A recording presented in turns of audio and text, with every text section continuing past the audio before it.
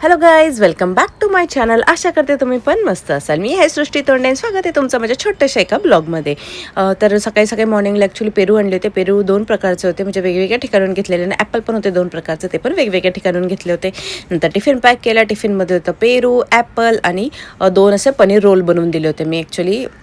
त्याच्यानंतर बनवायचं होतं मला पनीर सॉते. यांना टिफिनला द्यायचं होतं. ॲक्च्युली हे आज उशिराच गेले थोडे. त्याच्यानंतर भरपूर असे पेपर घेतले होते. 3 प्रकारचे पेपर होते.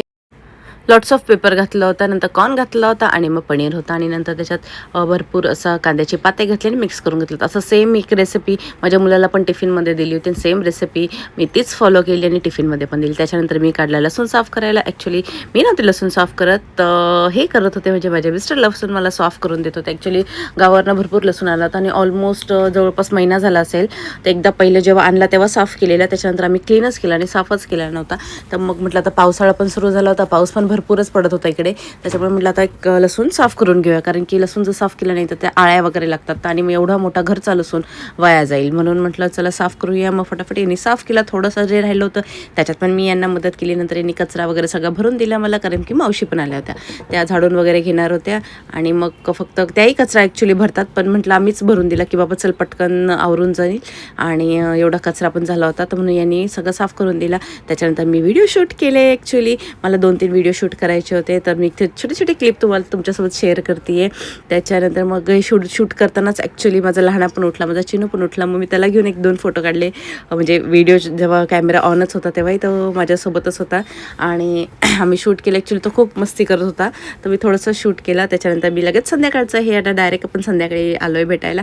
तर मी ते शेवगा बटाटा मला ॲक्च्युली करायचं होतं. एका साईडला मी डाळ फोडणीला घातली होती आणि एका साईडला ठेवलं होतं शेवगा बटाटा बॉईल करायला.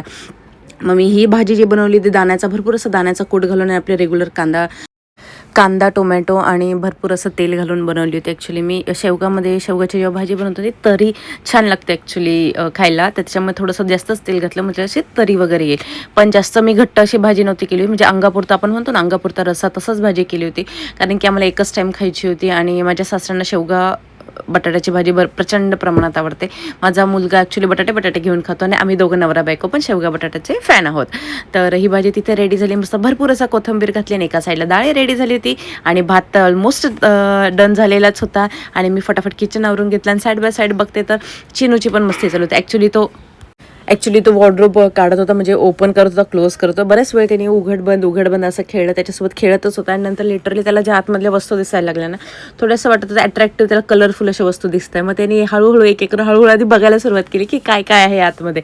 एकदा दोनदा असं बघितलं, नंतर परत ओपन केलं आणि मग नंतर एक अशा वस्तू काढायला लागल्या. आणि त्याच्या डॅडी हळूच त्याला साईडने बघत होते, पण त्याचं बिलकुल लक्ष नव्हतं.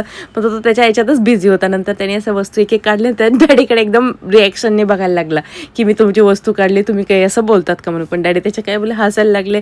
नंतर मग तो पण हसायला लागला, त्याने पण एन्जॉय केलं. आणि जर तुम्हाला माझे व्हिडिओ आवडत असेल तर प्लीज लाईक करा, शेअर करा, सबस्क्राईब करा. थँक्यू.